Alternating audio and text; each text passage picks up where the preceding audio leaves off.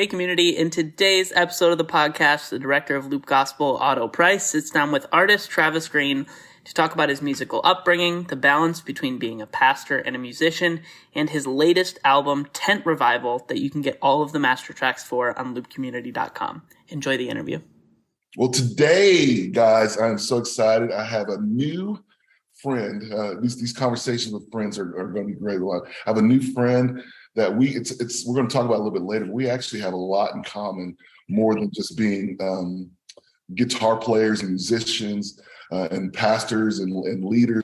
We actually have a lot in common just in how we grew up in life. And so today I'm so excited to welcome in pastor, artist, musician, entrepreneur, Travis Greene. Travis, how you doing, man? Hey, what's up, family? Yo, man, I'm honored, man. Glad to be here with you. And yeah, man, I'm excited about the initiative and what CCLI has going on. Yeah, man. Yeah. We it was so interesting. We were talking because you and I talked earlier before we about just our past and our history. We actually have a lot in common. First of all, we have a lot in common in the Music Center. Israel's a good friend of mine, and we know a lot of the same people. Then, I know a lot of the guys over at Elevation. And just so it seems like it probably were days when we were in rooms together or together.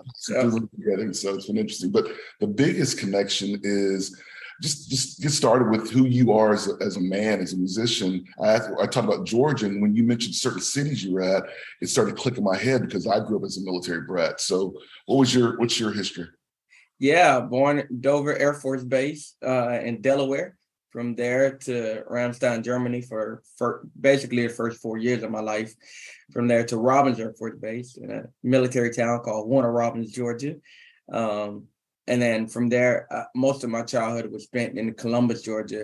And then we went back to Warner Robins, Georgia. So I'm a Georgia guy through and through. Georgia Southern University is where I met my wife. And from there to Charlotte area, I was there for several years. And then I moved from there to Columbia, South Carolina is where we started Forward City. Okay. Well, there's a lot that happened in there that I kind of want to go to, and then we'll talk about this new project, Tent Revival, which, by the way, on the cover is fire in it, but inside the record is fire. That's cool. Yeah. As a musician, and I'm a producer, so there's going to be I want to get into like the weeds of the production stuff and also songwriting. But before we go there, you're a musician, man. How many instruments do you play, by the way? I mean, it depends on who's asking. If someone who is not a musician is asking, I play like 5. If somebody who is a musician, I play 1.5. I mean, I'm a keyboardist. That's my primary. But I can get around on acoustic good enough for a show. But I'm never going to have a solo on guitar. I'm not that guy. I don't have the discipline for it. But keys and guitar are my dominant. So did you, because both of us growing up in the military, travel around, what influenced you growing up? What were your... Well, guitar came later. Guitar came in my 20s. But keyboard was, as young as 7, 8 years old, I was playing in church for adults, so that was just, I grew up in a charismatic church, and if the keyboard player didn't make it, they called me up, I was on the bench. But then the line, what really got me into keyboard, the line for the drums was so long, man. The way I grew up, like that was just, the bench for that, it was 5 guys waiting and hoping that they could get that the drummer picked them to play for offering that week. So I'm looking over there. I'm like, man, there's way too many of y'all. I want to be active. Nobody's over here by the keyboard. Let me just watch our hands. And so that's how I got a love for that. And then John P. Key, I literally learned off of studying his music in the early 90s, mid 90s. And so that was it. My mother was a choir director.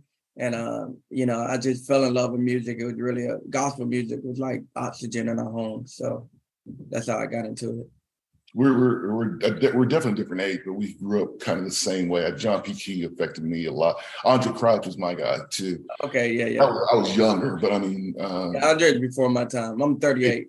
Yeah, you're definitely younger. But like Andre, but like John P. Like I was doing John P. when I was in high school and stuff, and that was my jam. So for you, then the keys were kind of your segue into music. When did you kind of find your voice? When were you like, man?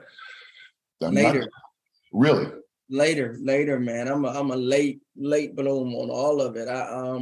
For me, it was playing keys. I thought singing was just you know, either for ladies or for like lame guys, just being up there and singing just looked lame to me, that's just kind of the class I came from. Being a musician was cool. You can walk in, you walk up to the front, wink at the ladies, all of that stuff. So that was just always the thing. But I had a natural, like my ear, I could naturally just hear music. So I would sing around the house, but singing in public just was not the thing.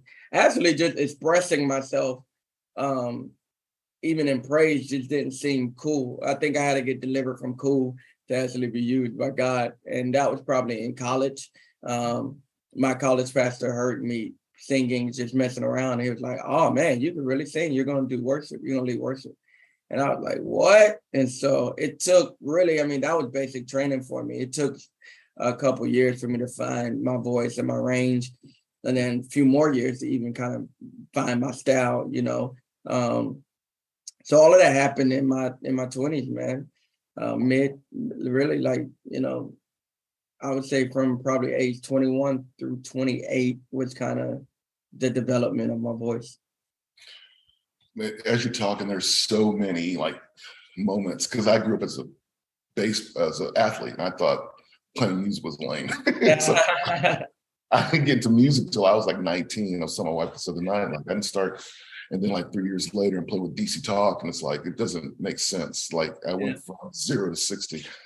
But even in that, I love what you said about delivering you from the cool. God delivered you from the cool. So you found your voice and you start playing. When did you start saying, "Okay, I have an artist voice. I have something that's unique"? Well, production was first, so that's what a lot of people don't know. I produce all of them. I'm one of the producers on everything that I put out, and so every song that I've ever released, for the most part, has some of my demo in it. The guys that run with me now, they highlight and delete a lot of my work, but they'll let a few of the auxiliary work remain. And like, okay, this was good enough to still be in it. So, or every now and then, okay, the acoustic wasn't bad on this, we'll keep it, but most of the stuff is getting deleted now. But at least, there's at least a pad or 2 or 3 or 5 in every song that I released that from the demo. And so I share that just to say I started as a producer. That was just my thing, production. Me and my Triton core used to go to work, and my floppy disk, so that's how I started, man. It was just producing and putting, doing songs for other people who were singers. And so that just naturally, was able to kind of translate to my own thing, and then honing in on writing and being a kind of a nerd with theology. It all was just a perfect mesh, of theology, philosophy, like revelations in melodic form that I'm able to already capture production wise. And then that's really the lean. I think my greatest gift is penmanship. Like I'm a writer more than I am a singer or a musician. I'm just able to allow my voice to fit in the stuff that I naturally heard. But being the most amazing singer in the room has never really been my goal. It's been being able to be relatable, for the songs to be attainable and singable. That's the goal for me, to get the room to worship. And so my voice is really just a tool in that. I love that. And so in Atlanta, which was it was like when you were in college that you kind of started leading worship? I started leading worship, and then just kind of making music at the house, before The Hill, which has Made a Way and Intentional on it. That's probably my 5th album. Before that, there were other albums that I was just doing at the house or doing for my local city, and selling out the trunk. All of those things, I did, going around to youth camps, whether it's 30 people, 50 kids, those days, man, I wouldn't change for the world. I think seeing deliverance at a small scale really, I think, prepared me, equipped me for everything I do at a major scale. And just gave me a love for the raw, like I'm like how you see like KD or one of those guys returned to Rutgers. Like, they just love the game. You know what I mean? It's not even about the arena for them. It's just a love for the game. That's how I am with worship. I just love the pure, raw, worship. I'm as satisfied in a room of 50 as I am with 50,000. It doesn't matter to me, the amount of people. I just love God and love ushering his people to his presence. I gotta say, as a musician and having even served in that space as a worship pastor or over a creative team, having a lead pastor have a heart for worship is critically important. That's why you see that even with Elevation, because that's who Furtick is. Seeing that, I was just even joking with somebody the other day. I felt like if you had to go to Ford City, you almost had to be like a master class musician to be on staff there. Oh, not at all. Not at all. For me, I would say early on, we just turned 6 a couple of weeks ago. But I say early on, I put emphasis on gifts, and I think I evolved as a leader and matured to really even, make my focus now is character over even talent. We have phenomenal talent. We've had phenomenal talent. Chandler Moore is a product of Forest City. The list goes on and on, of guys who come through or, who call it their home. And so I think talent is just a portion of it. I think our goal is to, in addition to talent, is to just have heart. And so, our musicians are great. They're incredible. Our singers are great and incredible. But I think our emphasis is definitely character. Mm-hmm. And so just segueing into that as a pastor, a lot of times, especially I talk to a lot of friends who have this heart to go into ministry, but they're artists and more in the CCM space. And it's, sometimes that challenge of like, am I a pastor? Am I an artist? Which is, but you walk seamlessly in both of those worlds. It sounds like that heart, what do you think? I'm almost answering your question, but what is it, that thing that tethers you to both worlds, being a pastor and then being this songwriter and artist and creative? That's a great question. That's an amazing question. I think settling, I want to give an answer. I hope it's not complicated the way it come out. I think early on, I was sharing this with Tasha Leonard, who is like one of my closest friends. But I think early on, I tried to separate the two. And it was like, hey, when I'm at church, I'm PT. Like, I'm not Travis Greene. I'm not, I'm not ever singing Made Away. I'm never doing music. And so I drew that line in the sand for a while. I'd say probably for the first 3 years at our church. It made me very uncomfortable to ever even announce there's an album coming out or there's a tour. It made me very uncomfortable because I wanted to have a line in the sand. And God delivered me from that, man. It was like, dude, like, you're making your life so much more complicated. Like, you are, your life shouldn't be salad. It should be a soup. Like, it shouldn't be a bunch of separation and trying to like nitpick the differences. Like, you are one guy, you're one package. And my anointing is in that. In the same way as you're able to be at home and be a husband and a father and a friend, all under the same roof. Like, you could be a pastor and a worshiper and a musician and whatever is necessary. Like, it's cool, man. It ain't that deep. Mm-hmm. So it's so much freedom and fun. Tasha came and her and my wife did like a women's night, and there was a vacant organ, and I was like, man, why not? And so like literally I jumped in with the band, and they were laughing at me because I had my own talk back. It was just, but like I jumped in and played organ that whole night, and just I was worshiping, and just it was the first time I played organ in church, and oh my God, I can't even tell you how long, but the liberty that, man, I don't care. Like, I don't have to be a pulpit sitter. I don't have to like change who I am. Like, I just am me. It brought freedom to my life, and I think freedom to those around me. And so, we got Travis Greene merch in our lobby, and we got Dr. Jackie merch. We got Forward City merch. We got Tent Revival merch. So you'll see people walk around with a t-shirt with my face on it, or a t-shirt with an album cover, and it's just it's all unto God, man. It's the same anointing. It's the same Jesus. And so that's allowed me just to not, I don't care, man. I might sing, I might preach, whatever comes out is what comes out. Yeah. I love that answer, man, because even going back to how many instruments do you play? Because I play a few. And so when somebody says, hey, Otto, what do you play? I'm like, well, I'm the same guy, whether I'm, Otto the bass player or Otto the guitar player. And I love there's no delineation between you, Travis as the pastor, and Travis as the creative. And so for both of us, a couple questions are going to like pastoring a church, a multicultural church. Mm-hmm. I would think growing up in a military environment that helps. Oh, absolutely. Am I frozen? Are we okay? Oh, there we go. Yeah, you're frozen. So I'll start that again. So I would think, kind of growing up the way we did, Otto's dad was in the military, Travis's dad was in the military. Now you're pastoring a church.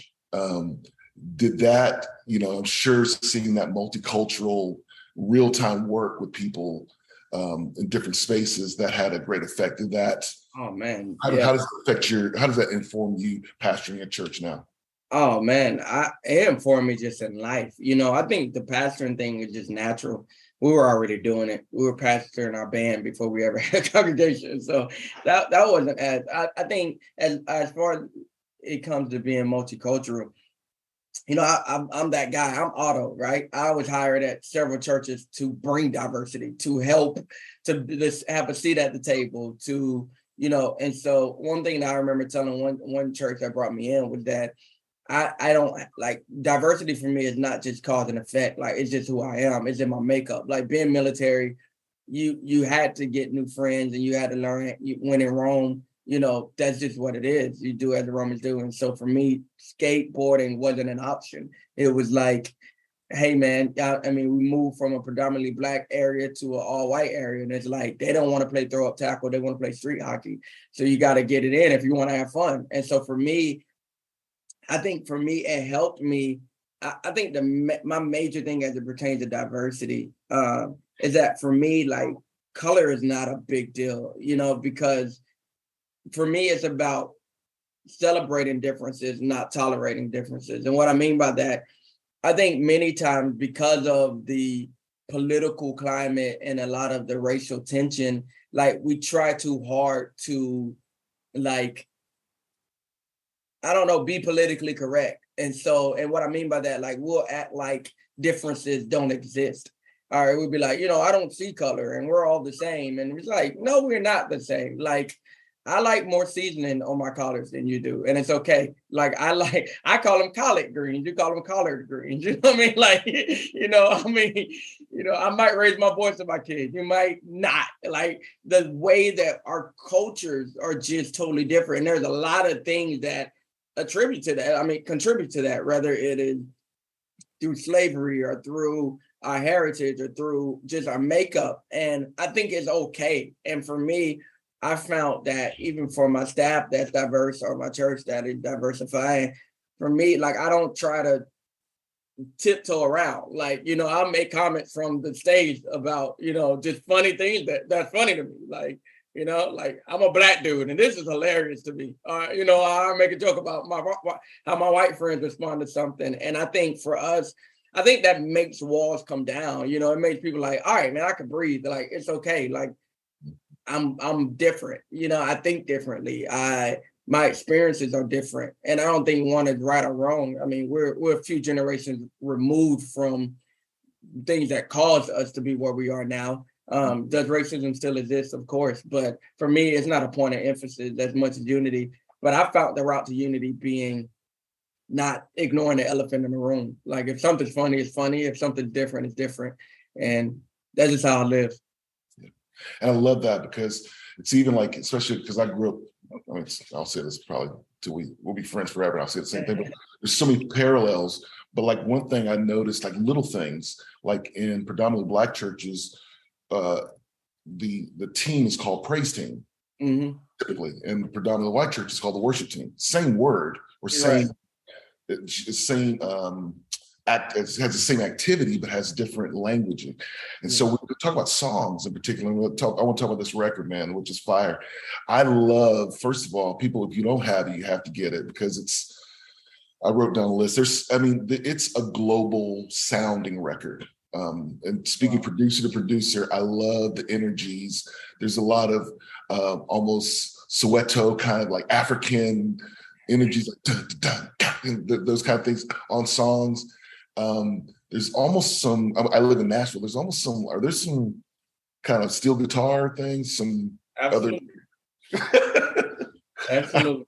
Yeah, I thought I heard. I was okay. Okay, cool. Banjo, all of it.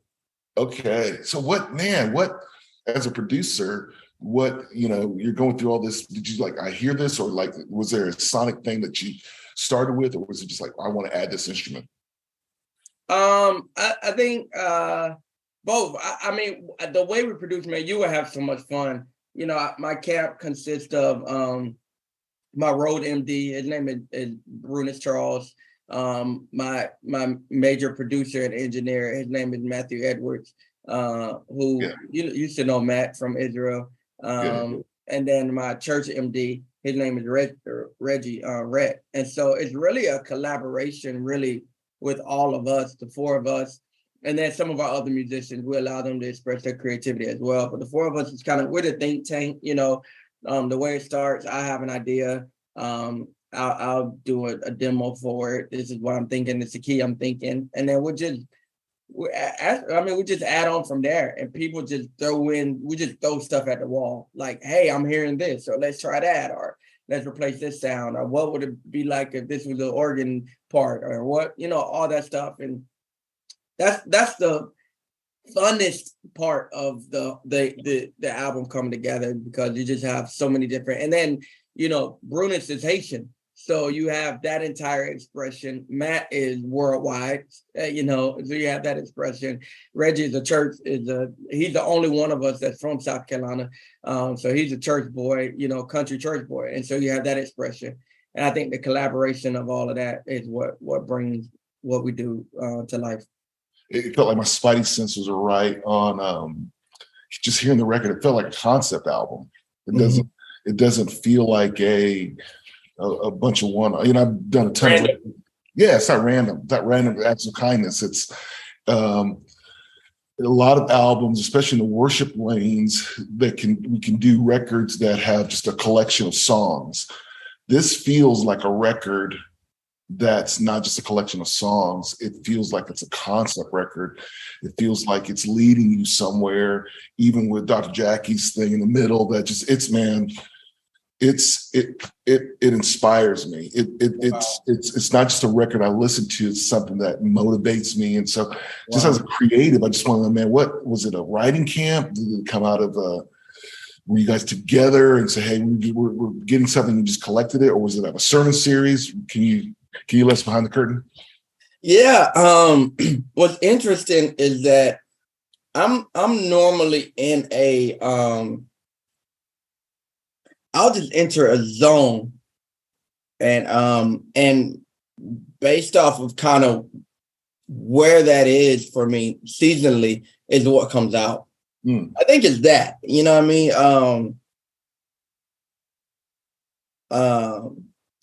So for example, like this idea of like tent revival, a couple years ago we did, during COVID, we did this thing called Tent Revival that we did to kind of help us with our building fund.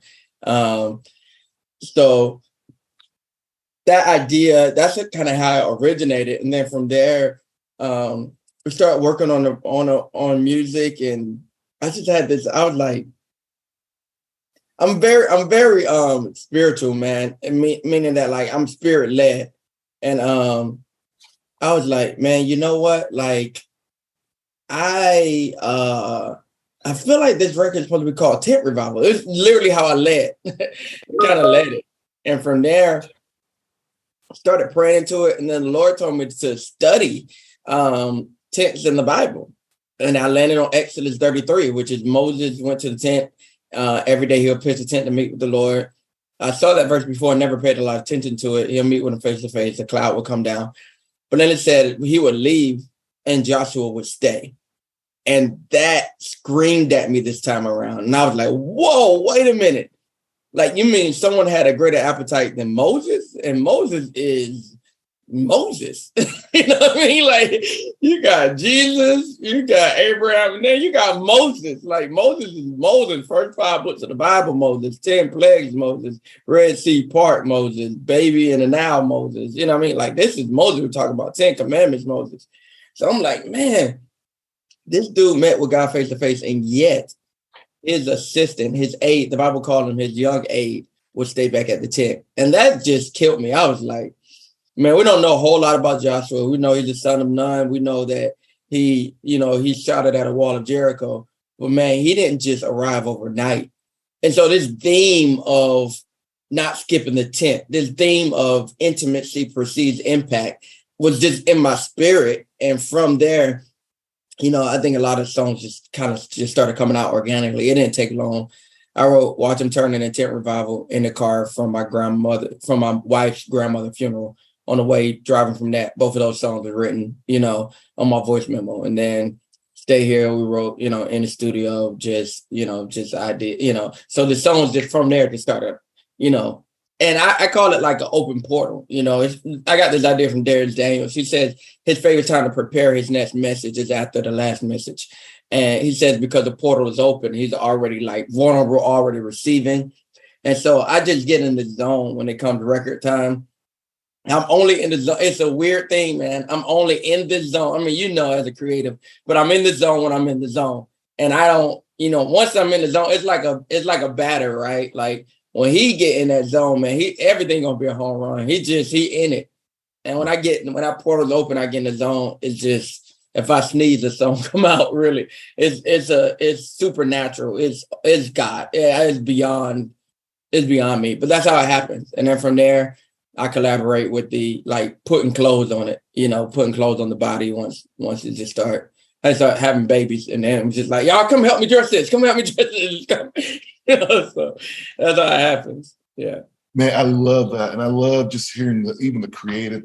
And thank you for letting us get behind the curtain on the creative process, because it's beautiful to see how we had the final product, but knowing that, like you said, you're in that zone and hearing that it was birthed out of that. And I've read that scripture before, and even as you said that, I'm like, wow, they didn't put two and two together to see that there was somebody that got to experience more of God in his presence than Moses. And we think Moses has seen it all, the burning bush and everything, and know that Joshua had more of that. And I think that's really the energy that comes from the record. It really, it feels like you captured that. So from a listener standpoint, you definitely give us the feeling like we're on a journey to get deeper and closer to God.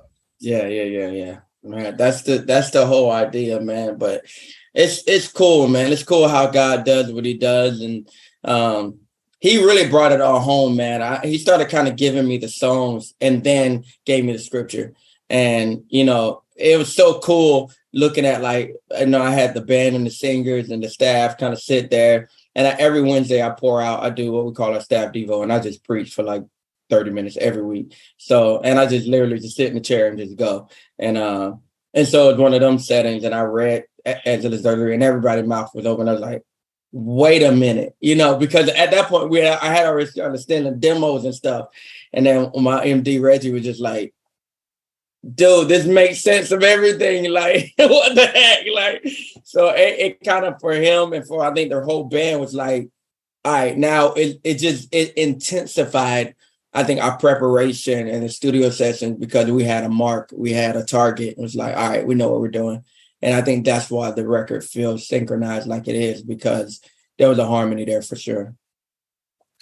Well, I don't want to hold you up, but I just got one last question. What are you excited about? I know you just finished the record, but is there something that next, that's burning your spirit that you want to see for the church, for you as a creative, that you can share with us? That man, I'm really excited about seeing this next phase, this next. I love watching Serena Williams. Says she didn't retire; she's evolving into the next version of herself. I love that. Even though we are intelligent design believers, we don't believe that God is intelligent design. But what do you feel like this next phase of your ministry? What are you excited about seeing in the next couple of months, years that you can share with us? Oh man. Really, for me, I think the highlight for me right now is the people of this record, man, like Dinar and Shaquana Iman and Shamanique and Jalise. I mean, these guys, JC. I mean, these guys are just phenomenal, man. They're great. They're gifted, and so being able to, I mean, I've done it from the beginning. If anybody been tracking with me from the years, you know, I mean, what is 22. 8 years ago, you know, putting Chandler on stage, putting him on songs, Dante on songs, you know, what have you. And so I think for me, I get so much joy out of, you know, it's, you know, opening doors or helping other people establish a platform for him. You know, that to me is the highest, other than his presence itself. I don't get a better high than helping position other people to flourish in their purpose. I mean, that's why I'm here. You know, I understand that. I'm a doorkeeper, and so to do that, man. I mean, that's my highlight. I'm going to Africa next week. I'm taking 13 people from, you know, this album, the band, the singers, you know, who, you know, they have never been to Africa. Some of them probably never even left the country, you know. So them having to get their passports and shots and yellow fever card, you know, all this stuff is like, I don't know, man. It's Christmas for me. I've gone to Africa more times than I can count, but being able to take people, you know, into these atmospheres for their first time is like it's my first time all over again. And if I'm honest, probably right before COVID, this whole thing just kind of started getting redundant and a little boring for me. COVID was definitely a reset of like, oh man, you know, the quickest cure for ingratitude is loss. So not being able to go anywhere was like, oh, wait a minute, I actually do miss going like ministering. But now I'm like, I don't know, man. I feel I think the evolved version of me is the one who's able to open doors for others, and it's a lot funner than going through my own doors, man. I'm enjoying it. It reminds me of the scripture where Paul told Timothy, you have many teachers, but few fathers. And in our day and age, you got many influencers, but few fathers. And I can tell that pastor, that father's heart's coming out. Yeah. See, sometimes it's more fun to see Christmas through your kids Absolutely. than being a kid. So absolutely. Yeah, that's exactly where I am, man. And I'm enjoying it. It's definitely making all of it fun. Yeah. Well, thank you for the time, and I'm excited. So it sounds like we got some new music kind of with Dinar and some of the crew, some of the guys in there. And I guess guys like Chandler and Dante, they're doing okay. So I think they're right. Yeah, so thank you for that. We're really excited to hear about some new stuff coming out, but more importantly, really want everybody to really, you don't have it. I'm telling you, the Tent Revival record is amazing. And I'm glad that you're going to Africa because it's got energy that's global, man. It really does. So glad that you can be part of this, and looking forward to more times together. We'll talk soon.